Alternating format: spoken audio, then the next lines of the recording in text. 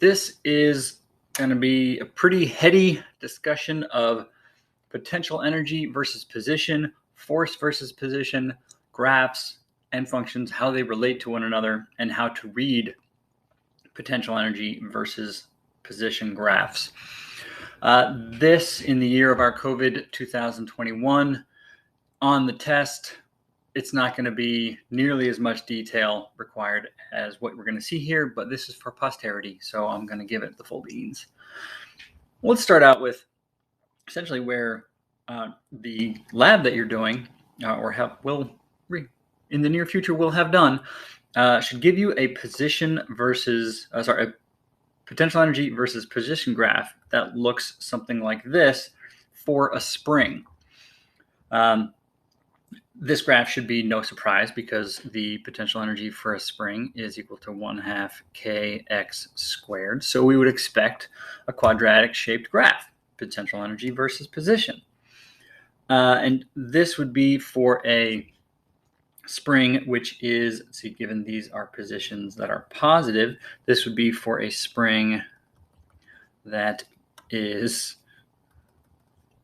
extended or stretched. Say here is, let's say this is position 0 and it is stretched to the right. So we're talking about positive positions here for something attached to a spring.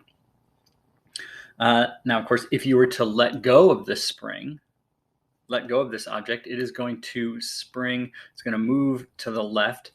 And as we've talked about, like any kind of pendulum or spring object, it's not going to stop when it gets back to its equilibrium position. It's going to carry on and go past that and end up over here with a negative position. And so we could, that negative position would be a negative x, but when you square it, that's going to be a positive. And so you could picture the graph essentially being a mirror image. When you move to the left, the gravitational, the spring energy increases. When you move it to the right of equilibrium, the spring energy increases. So it's going to have spring energy on both the right and left points of equilibrium. Now, let's look at this in a little bit more detail. Anytime we look at a graph, there are really two key values, quantities that we could immediately be interested in pulling out of this graph. One is an area, the other is a slope. We've talked about area in other cases, but what's more interesting for this one, or more useful, is the slope. So if we were interested in finding the slope at a point, it would be the change in potential energy over a small change in position.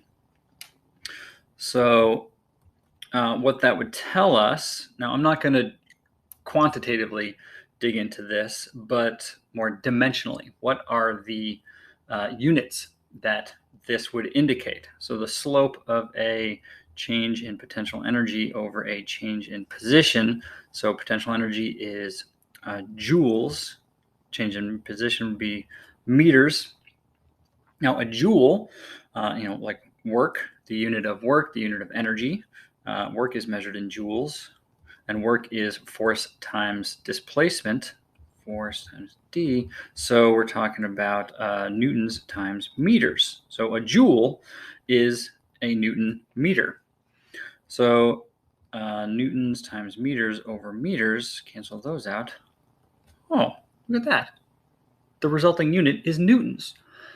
So that suggests that the slope or derivative of this position versus time graph should somehow relate to a force. And honestly, that should really be no surprise, because when we looked earlier at force versus position graphs, force versus position, and we took the area inside, the area is the integral. So when we integrated a force versus position graph, the integral of a spring, for example, kx with respect to x, we got 1/2 kx squared, which would be the work done in compressing or stretching that spring, 1/2 kx squared. So that tells us something about the energy imparted into that spring.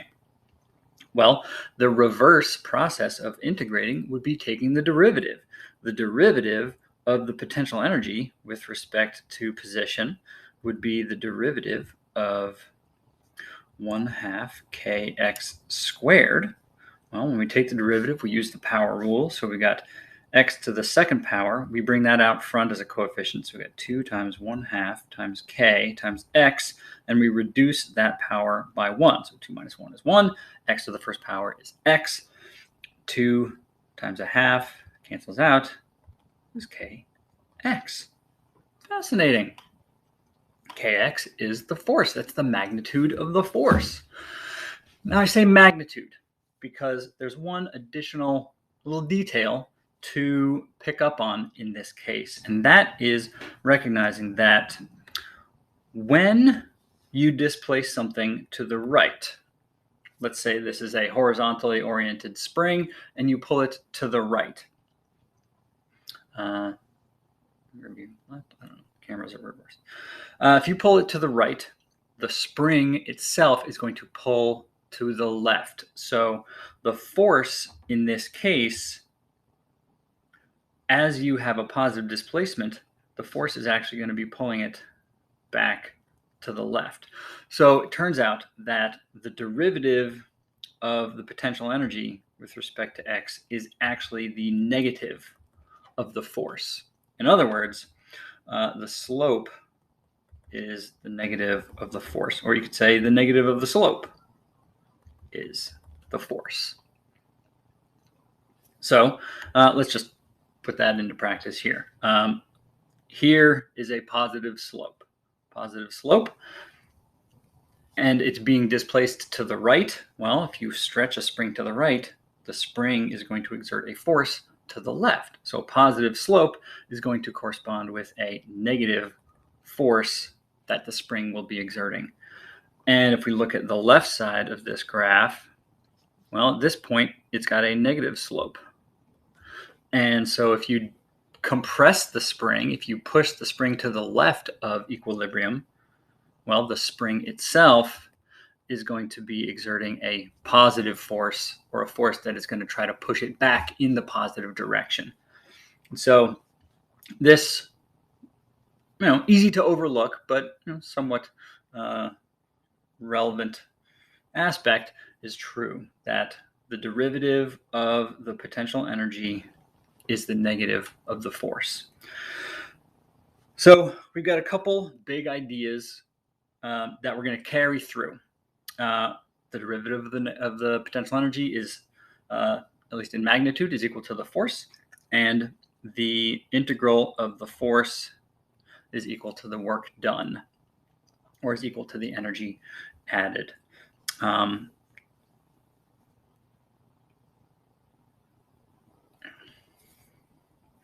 So let's put that into play in reading qualitatively a potential energy versus position curve.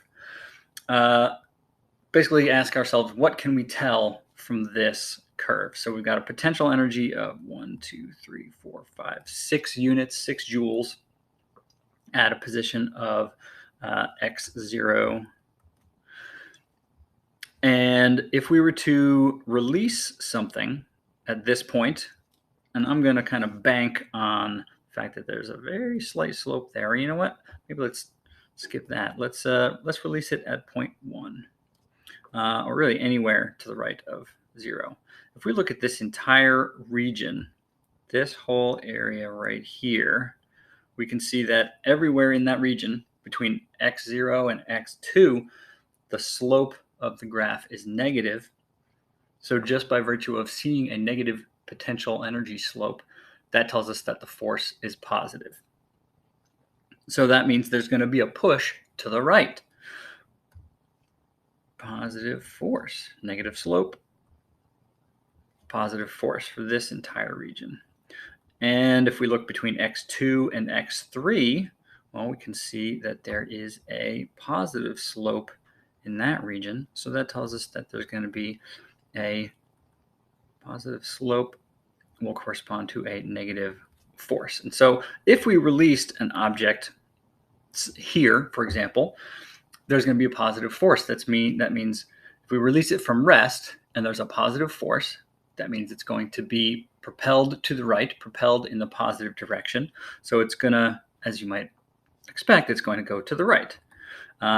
Effectively, now this is not to say that this is a roller coaster, but the graph essentially behaves as if it were a roller coaster. If you place an object right here, of course it's going to go that way. It's going to go in the positive direction, and it's going to do that until, well, if we release it right at this point where I'm indicating right there, at rest, then this location essentially corresponds with the kinetic energy of 0. If we release it from rest right there,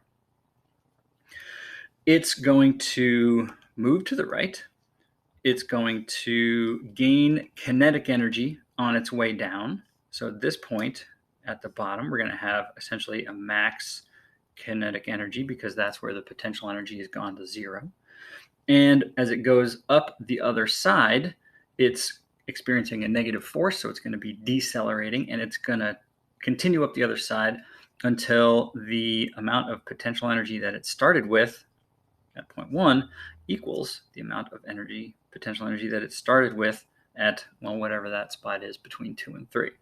So the potential energy at this point is going to equal the potential energy that it had at the beginning, with speeding up and then slowing down in the middle. So we can kind of get a sense of which direction the force is acting and which direction the thing is going to go based on the slope of the potential energy. And we can also tell something about the kinetic energy based on where the potential energy is the least. It starts with potential energy and uses it all up. That's going to turn into kinetic energy. So let's look at that quantitatively. What is going to make a graph that looks like this? I don't know. But as we talked about just in the previous example, let's say this red line indicates the total energy that an object has. And here's the potential energy curve, this blue line. And one might ask, what's going on over here where the potential energy is greater than the total energy? Well, theoretically, that can't happen. And so, effectively, this is sort of an impossible region. That is something that can't be true. And so the object in question can't ever effectively move past a point 2. This region is sort of, the void. Now, that is that's dependent on the fact that at this point right here, and this is a way you can interpret this, the line where the total energy bar crosses the potential energy graph, you can say that the kinetic energy there equals 0.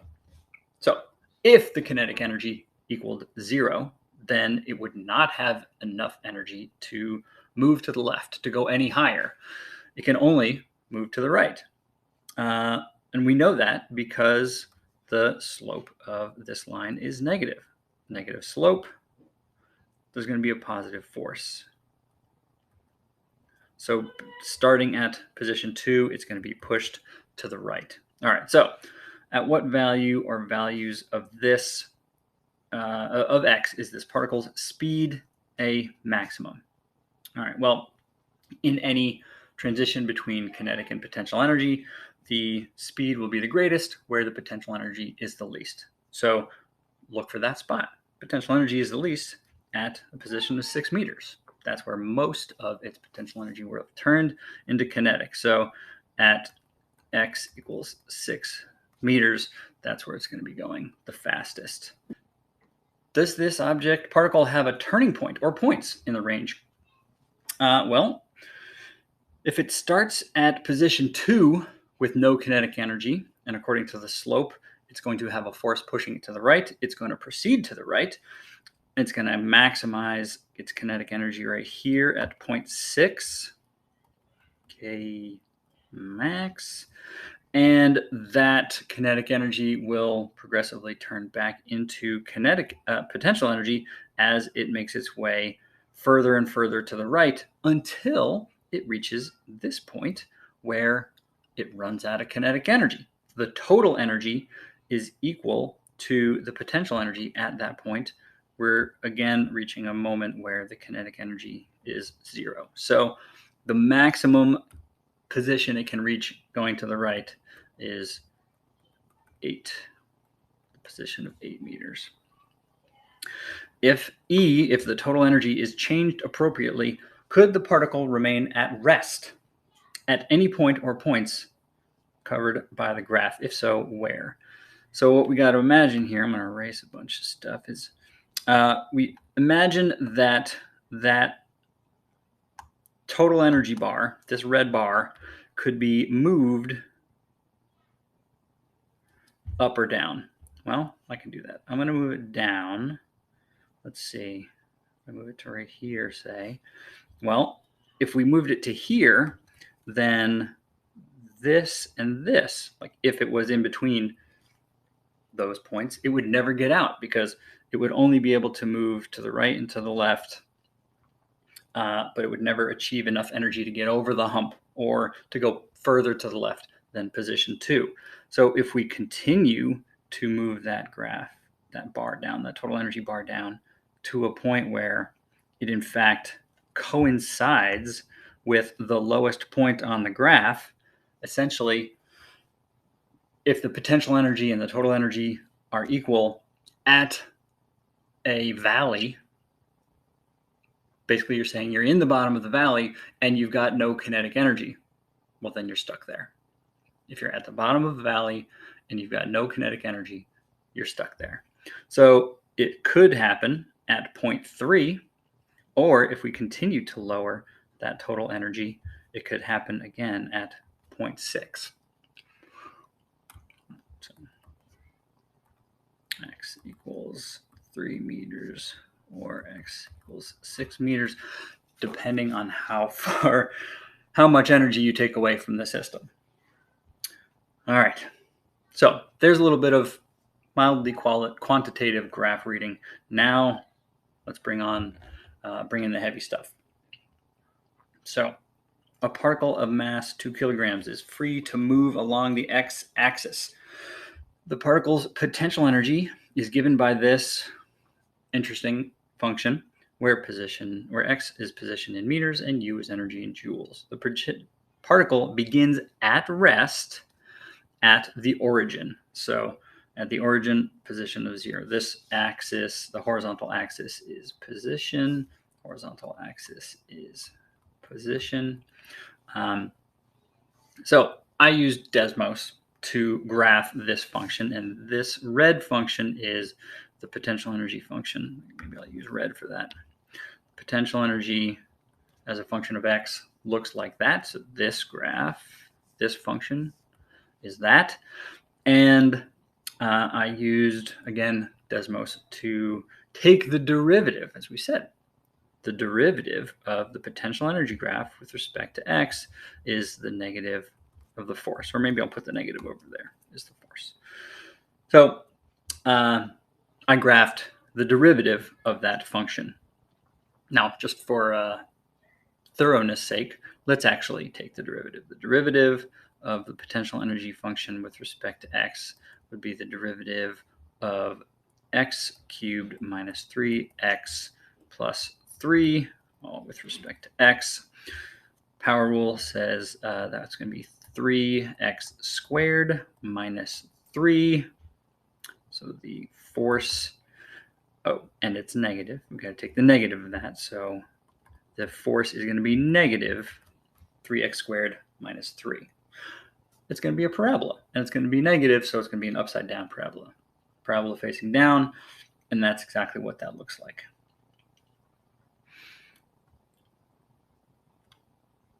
Let's shrink that, stick that up there. So we've got graphs of curves U and F. We've got a potential energy graph, and we've got a force graph. Determine the particle's maximum speed. All right, well, we said that this particle is released at rest at the origin. So I'm going to draw a red bar across here to indicate total energy, because at this point, kinetic energy is 0. And so at that point, the entirety of the energy is going to be potential. So basically, everything to the left, all this region over here, this pretzel area, is not accessible under these circumstances because we're giving it no kinetic energy at the origin. It's not going to be able to go up the hill. It's only going to be able to go down the hill. So this force, another way we can tell that is that this slope is negative. Thus, there's going to be a positive force, a force pushing it to the right. So when we release it at 0, it's going to be pushed to the right.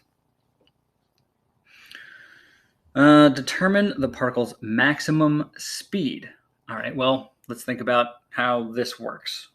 If you start with potential energy and that turns into kinetic energy, the question is, how much kinetic energy are you going to get? Well, we can tell that by looking at our graph.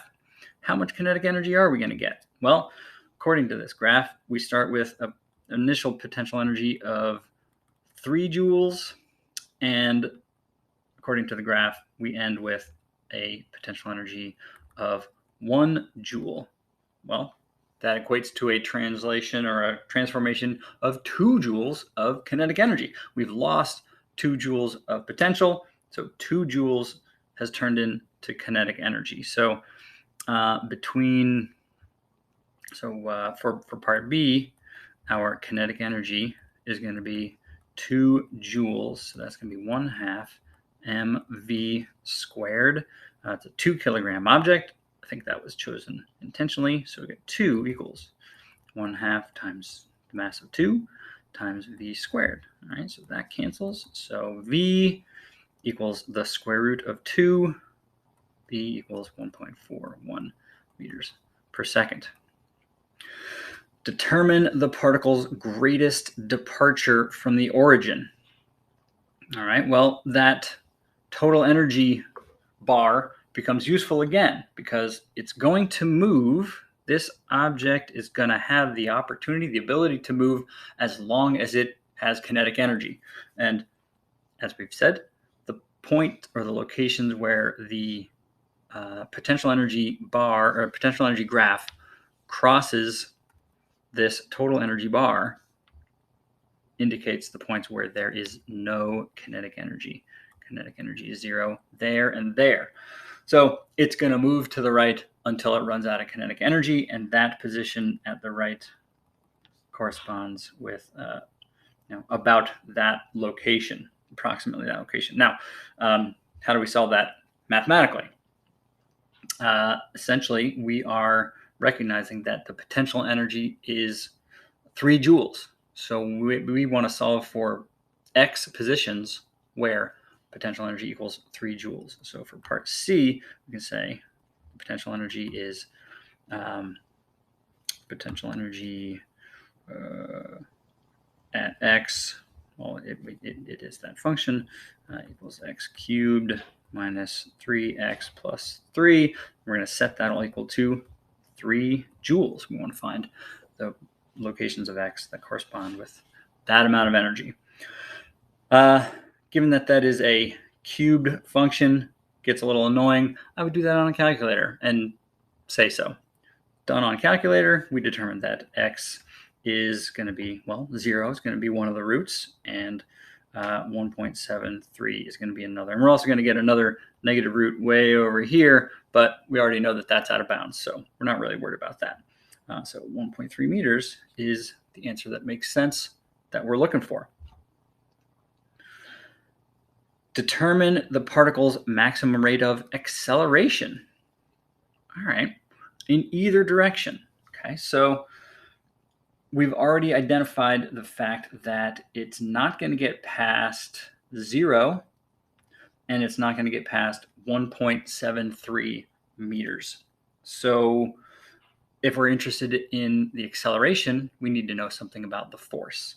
Well, so part D, we've determined that the force is equal to negative 3x squared minus 3, and we want to find the force at 0 and 1.73, because those are the maximum locations. You can also tell that from the graph, that's where the graph is the steepest, both here and here. I think you could tell just by eyeball that it is actually the steepest at 1.73 meters. So that's probably going to be the location of maximum acceleration. But for thoroughness, let's just do both. So the force at 0 is going to be 3 times 0 squared. Negative 3 is going to be 3. 3 meters per second. Nope, that's going to be 3 newtons. All right, so the force at location 0 is 3 newtons, and the force at 1.73 is going to be negative 3 times 1.73 squared minus 3, close paren, 1.73 squared times 3 minus 3. The opposite of that is 3. Oh, fantastic. The force at 1.73 is, interestingly, also 3 newtons. Describe the overall motion of the object. I think we've kind of covered that, but it's going to start from rest at position 0. It's going to experience a force to the right in the positive direction. It's going to accelerate. It's going to accelerate until it reaches position of 1. That's where the kinetic energy is a maximum. That's also where the force becomes 0. So at that point, it's going to experience a deceleration. It's going to slow down and it's going to stop at a position of 1.73 meters and then come back the other way. Oh, really getting into it. And the last couple of questions, let's shrink these down, get those out of the way. The last couple of questions. What initial speed would be required to prevent the particle from returning to the origin? How would we do that? To prevent it from returning to the origin, well, if we look at our graph, let's get rid of all this nonsense. Basically, what we're saying now is we're going to give it some kinetic energy, or we're going to allow it to have some kinetic energy, which is to say the total energy at this point is not exclusively potential.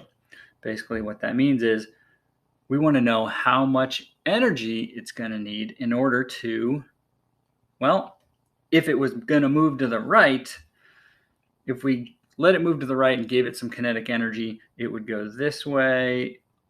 But you might see or might notice that that graph really just continues up to infinity in a positive direction. So what was the question? Prevent the particle from returning to the origin. Right. So if the potential energy graph goes up to infinity, there's no amount of kinetic energy we could give it to get past a hump. There is no hump going to the right. There is a hump going to the left. If we give this thing a strong enough push to the left, then it will go up the hump. It will get past this point of maximum potential energy. It will go over the other side, and it will never come back because the other side of this graph, it drops down to negative infinity. So the question really is, how much energy do we need to give it so that it can reach the hump, so that it can get up to the hump and have anything greater than 0 kinetic energy? Well, the energy gap, or the energy need, the kinetic energy it would need to have is, well, it's got 3 joules of potential energy there, and it needs to achieve a position where it has 5 joules. That means the missing kinetic energy needed would be 2 joules. So for part D, for part F, the kinetic energy needed to get over the hump would be 2 joules, and that would be equal to 1/2 m, the mass, which is 2, times v squared. And so we get 2 equals v squared. Oh, that's familiar math, coincidentally. It just works out the same in this particular case, that the velocity needed with, if it had that velocity while going to the left, it would make it over the hump, which would be 1.41 meters per second squared. Although now it occurs to me, you could push it and have it go to the right. And if it did, it would go to the right. It would get yay high and then come back and go yay high and then carry over to the other side. So actually it doesn't matter which way you give it a push. If you give it an initial velocity at 1.41 meters per second, it's going to have enough to get over the hump and then carry on the other side. And lastly, if the particle is given the speed 3 meters per second at the origin, what will be its speed at a position of -3 meters? All right. So, we already have its potential energy. We know that potential energy goes as a function of, what was it? X cubed minus 3x plus 3. So what we're saying is it's going to have this amount of potential energy. The total energy will be the potential energy plus the kinetic energy. And we want to know what will be its speed at x equals -3 meters. One thing we know is how much potential energy it has right here. It's clearly at 0.0, it's got 3 joules of potential energy. So at total energy, the energy at 0.0 is going to be however much potential it's got plus however much kinetic it's got with this original speed. So that would be 3 joules plus 1/2 times the mass, 2 times, it's going 3 meters per second, so that's going to be 9.